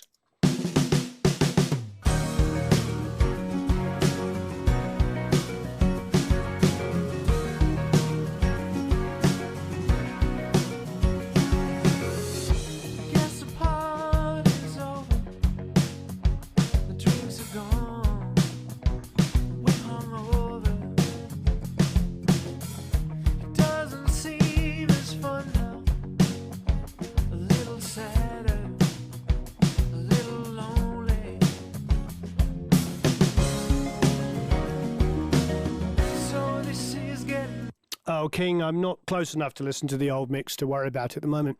Like I said, you know, this is probably about 40 minutes worth of work we've done, but I'm stopping and obviously describing it all.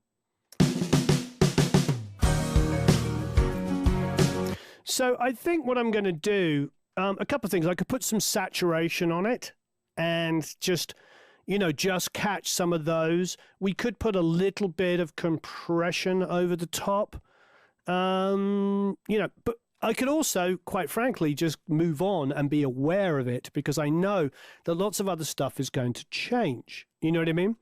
What ends up happening is I know where there's a problem and I'm like, do I want to deal with this yet or not? And I'm not sure because it still isn't perfect to me, but it's part of the process.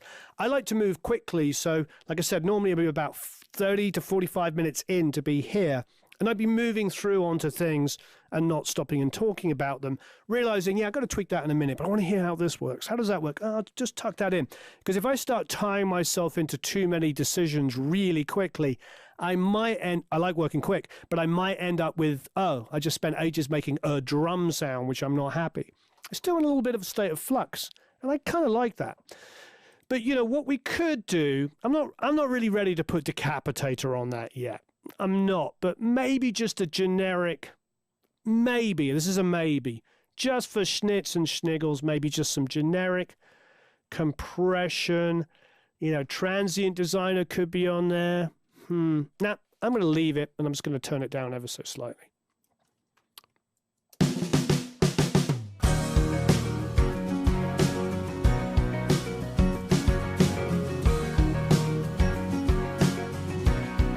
All right, let's do one last giveaway.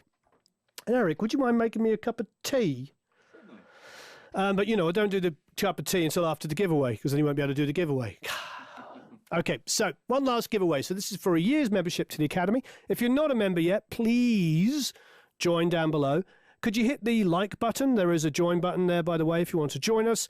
The other thing is, please download these multi-tracks, and you can follow along with me and try making your own decisions and seeing what works for you. Please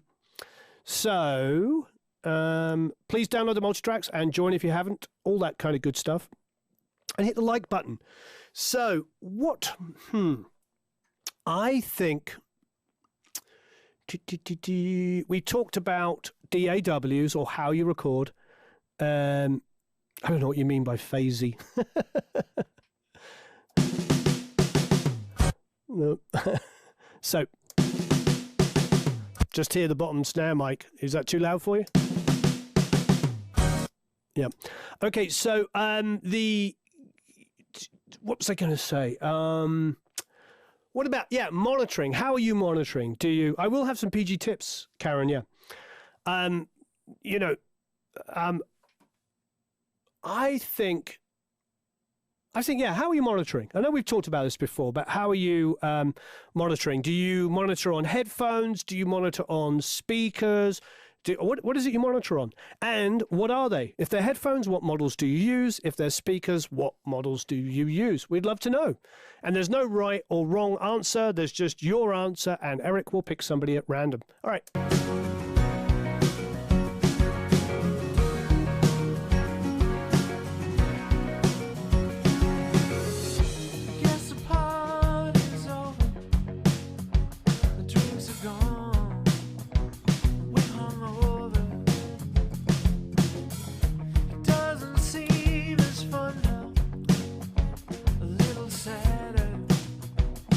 Please send me some Yorkshire tea. I love Yorkshire tea, and I've got some of it, and I do drink it.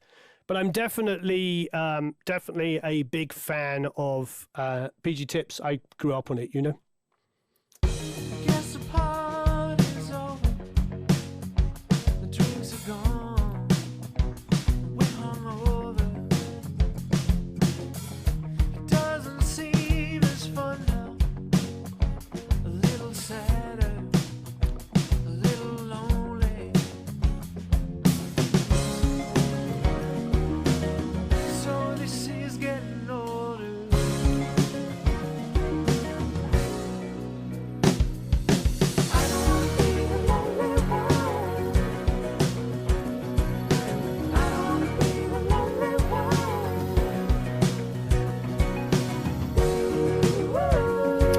Yeah, there's so much more we can do. So why don't we just do some really basic bits and pieces? Let's just let's do some grouping here.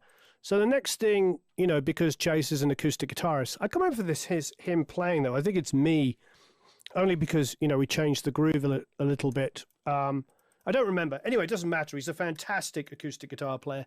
So it may well have been him because he's wonderful. All right, so I'm going to group these and just put them together, and let's just do a little compression on this. But before we do compression, because let's just make sure that there's no excessive low end, even though it might be inaudible. High passing is really the next thing we're going to do. So I'm just grabbing an EQ. I'm going to go to about 100-ish.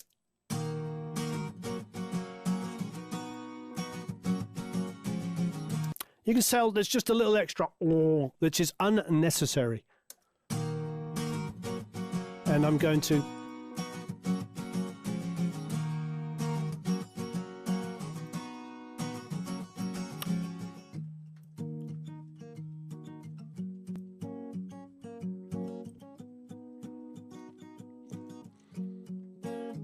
So that's just a general EQ over the acoustics. Barely did anything, but just cleaned up the low end just a little bit. Let's see how it sits with the bass now.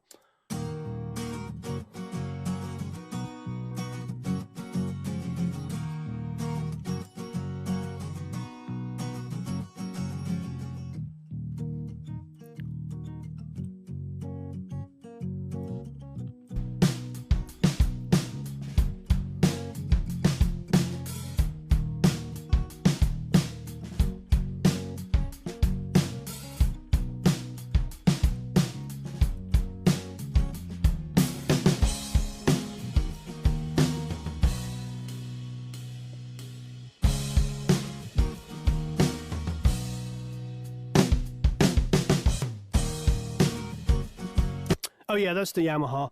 I think it's definitely me playing because it sounds like a groove I would play, but it also sounds like the LL16 acoustic.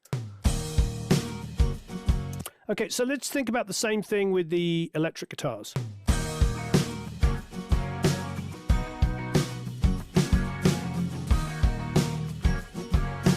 So I'm just going to grab those electric guitars and see, all I'm doing here is like basic stuff, but it's important.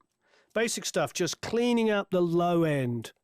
You know, I'm not going crazy on the high passing and all this stuff, but, you know, one of the things we talked about in that 5 rules of mixing was the fact that, you know, mastering engineers were like, what's going on? Everybody's sending in, you know, small, you know, local mixers and stuff like were sending in stuff because there was all this don't high pass, you know, rubbish going on. And luckily it dissipated because there was a lot of lack of clarity.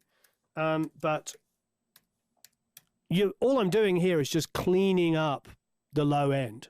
I'm not removing or taking away low end from instruments. I'm cleaning up the low rumble and excessive stuff that is going to fight our bass guitar. I think the bass guitar still needs to be a bit more rounded.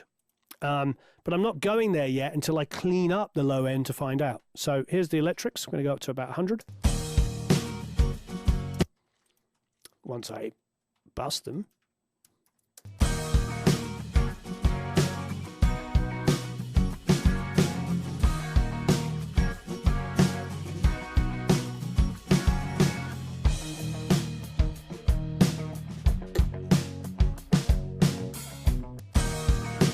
Where that's really starting to show is in the verses. It's so much better in the verse. Have a listen, because now you hear the bass and the electrics get together.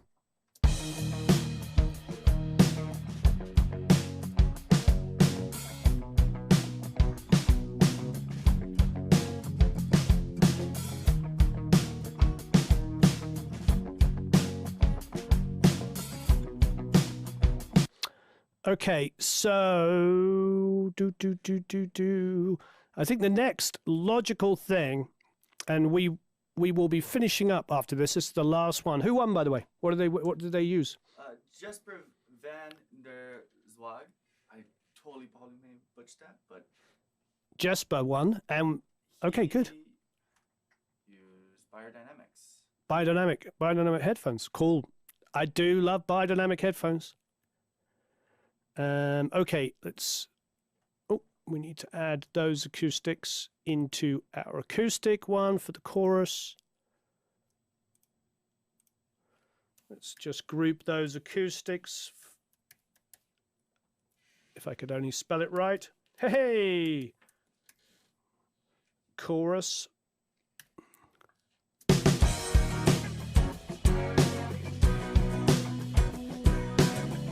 So we're going to do 2 more things before we finish up. And that means we're going to group the electrics. We haven't done anything EQ compression-wise to the lead vocal at the moment. We're just cleaning up. And a lot of people, myself included, will go to the lead vocal a lot earlier than I'm doing here. But I know this track, it doesn't get too dense. I'm not quite so concerned, because we're not compressing and EQing everything so massively that when we come to the vocal, we're like, oh no, how do we fit it in? None of that chaos is going to happen. So this is a heavy guitars. And frankly, I'm just going to do the same thing. I'm going to wipe off super, super lows. And I'm going to listen to it with the bass.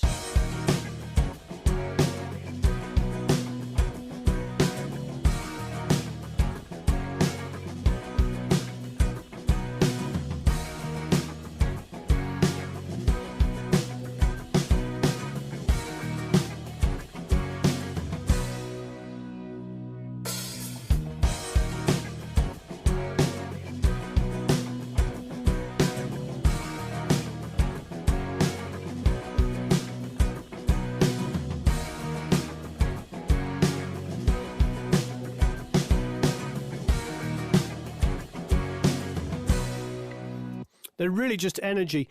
See, I want the mids up, and I will bring up the mids a little bit, but I'm also a little concerned because I haven't done any vocal yet, so I don't want to get in there and like, you know.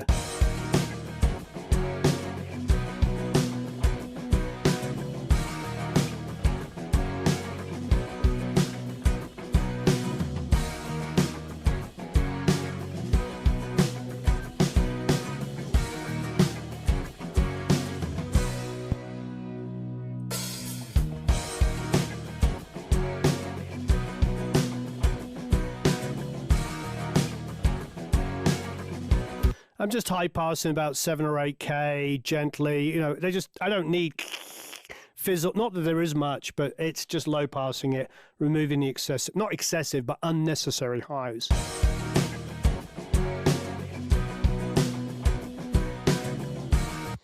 The heavy guitars, I can tell you, just for those of you, I'm not even sure if these are going to stay in the mix. What I might do is use the DIs and do something different, because I've got all of these synths and stuff, and like, listen to them.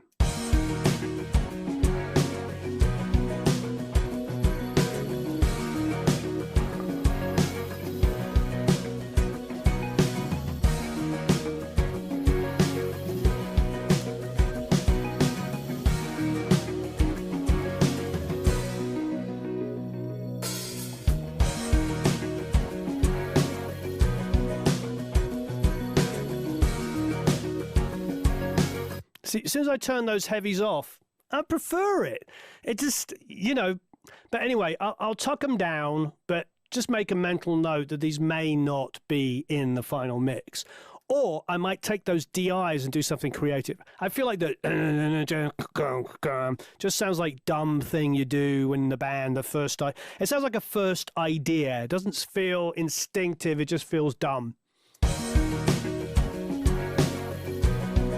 The other thing I could do is crush the living schnizzle out of them and just make them go and energy and bring them up.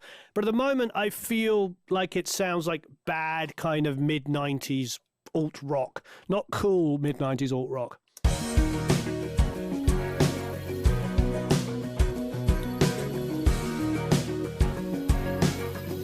Travis, if this is a dense mix, I'm scared for you. Yeah, I mean, it's really just a pair of acoustics, some keys, and a pair of electrics. You know, it's just about balance, and you don't turn everything up equally. You know, it's about like, do you want just like little elements in there for energy? You know, but you know, if you take out drum samples and effects on vocals, you're about 30 tracks, so certainly not a dense mix. 30 tracks, and you got DIs, remember, of these things, so maybe even 28. By modern standards, really not a dense mix. Even when I was working on 24-track tape, you'd bounce like 8 or 10 things together in stereo, you know. So yeah, definitely 30 tracks is not a dense mix.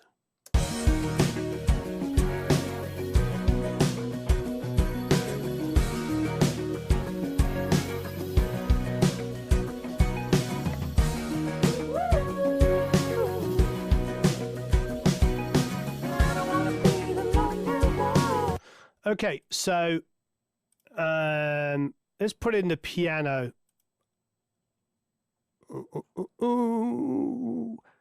So this is where we, you know, because of the piano, I knew that there was going to be an element of like, I got to get some of the excessive low end. Again, I'm not soloing yet, but I also needed to be bright enough to cut.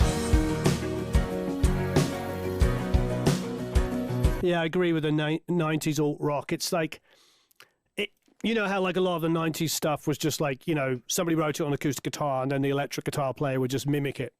And that's fine, you know, and at that time it was forgiving, but I need something to be a little bit more instrument. So they'll probably get muted, but, you know, when we call this up again in a few days, I might just take those DIs and do something different with them, if I can, you know.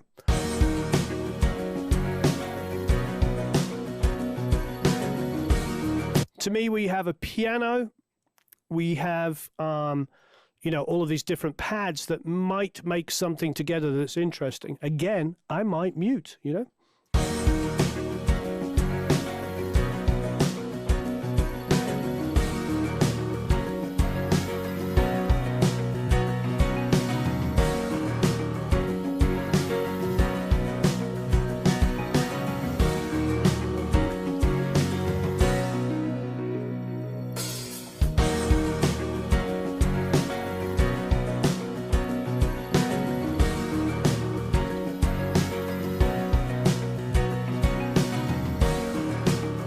Cool.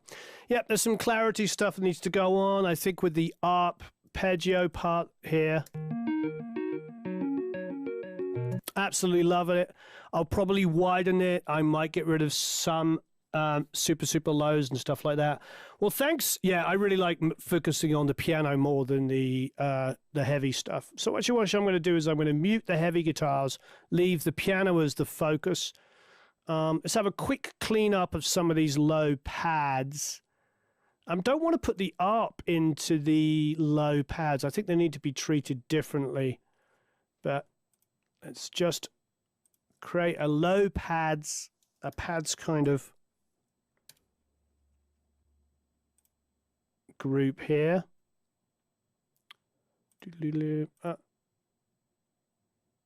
So actually, so this synth 2 and the ARP are going to treat them differently. So what I might do then is just take my synth group, turn it off, or, you know, what you can do is go to your synth group,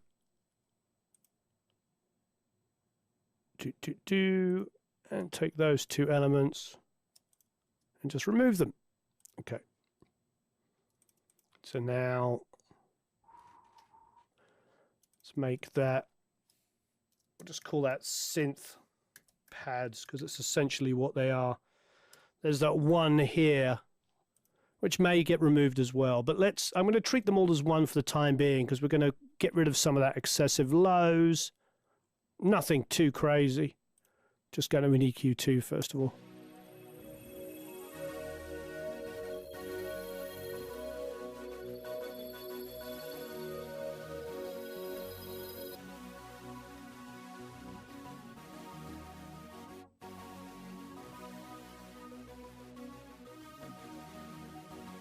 See, that's more interesting and better than the heavies, you know what I mean?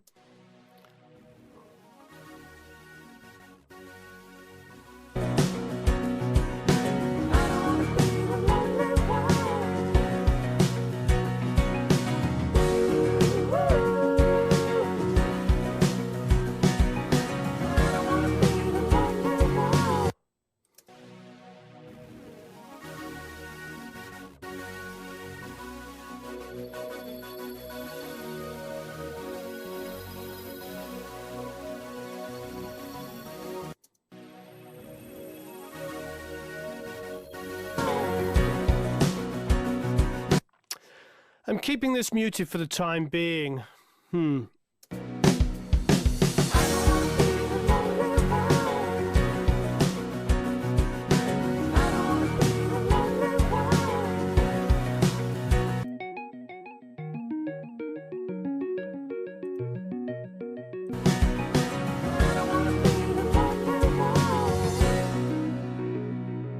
Yeah, that high frequency pad is a little annoying. It's interesting. This is my favorite thing still. The doodle doodle, the arpeggio is fantastic. But this is the point of the mix, is like we're making these choices, you know?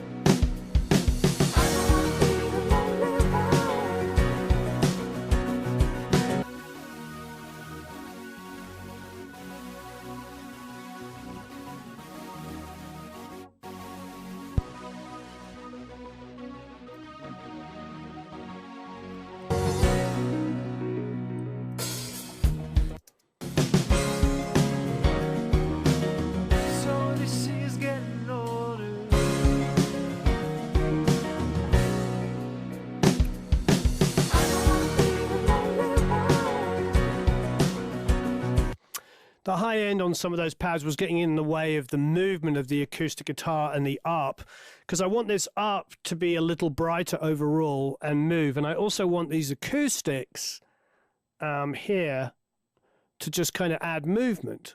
You know, I feel like they're great.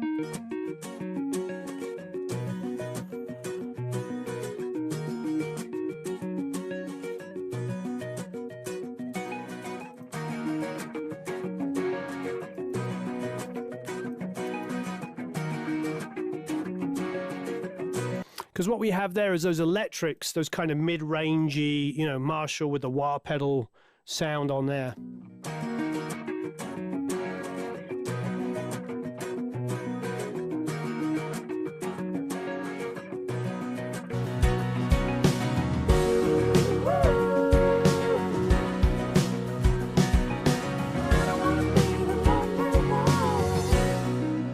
Great. Well, fantastic. Thanks ever so much for joining us for this couple of hours here. I think we've got something that we should be able to open up with fresh ears and, you know, do some sort of clarity. Yeah, we took the pads. We removed everything up above about 7 or 8K because they're getting in the way of high end of the cymbals, high end of the acoustic guitar. We muted the heavies guitar because it just seemed like bad old 90s. We want, you know, Chase is young. We don't want it to sound like a, you know, somebody in their 40s reliving their days of the 90s. You know what I mean? It's got to sound like a young artist that's, you know, working with more modern stuff and keys. And, you know, you've got to be sort of aware of this. Plus, it's also too cluttered to have too many ideas. It wasn't that there was a lot of parts. It's just that there was some conflicting ideas. You know, you can have 3 instruments and they can sound amazing together. You can have 3 instruments and it can sound cluttered if they're all playing different grooves and fighting against each other. It's not a density of parts, it's a density of ideas. And it might be that we mute some stuff still. We might still mute some stuff, but this is our good static mix with some basic high passing. I mean, total, you know, what do we got? 1, 2, 3, 4, 5, 6, 7, 8, 9, 10, 11, 12, 13, 14, 15, 16, 17, 18, 19 plugins. We've got 19 plugins and a static mix, and it's a good starting point.